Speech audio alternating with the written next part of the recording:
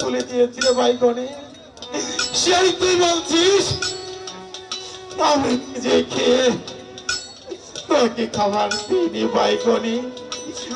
আমার বড্ড ভুল হয়েছে ভাই। আর তোমার মানুষের বাড়ি কাজ করে খেতে হবে না গণেশ, আজ থেকে ওই লাঠিখানা আমাকে দাও, আমি কাজ করে তোমাদের খাওয়াবো ভাই। তুমি অনেক পরিশ্রম করেছো, তাই এই লাঠিখানা আমার হাতে তুলে দাও ভাই। ওরে ভাই গণেশ, আমি বড় ভাই থাকতে তুই এই মাটির মাঠে গরু চড়াবি, আমি সেটা সহ্য করতে পারবো না রে ভাই। ভাই তুমি অনেক কষ্ট করেছো, আজ থেকে তোমার আর কষ্ট করতে হবে না। তাই লাঠিখানা আমাকে দাও, আমি মানুষের বাড়ি কাজ করব, আর তোমরা বসে বসে খাবে।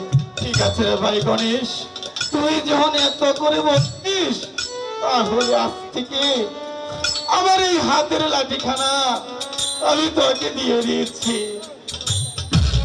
বেশ দাদা, তুমি এখন একটু এক কিনারে বসো, আমি মাঠে ঘুরে ঘুরে গরুগুলো চড়াবো। গণেশ, শুধু তাই নয়, তোর কাছে যে আমি লাঠিখানা দিয়েছি, কারণ রাখালের তো একটু ঐতিহ্য আছে, তাই তো এই ফাঁসিখানা আমি তোকে উপহার দিয়েছি।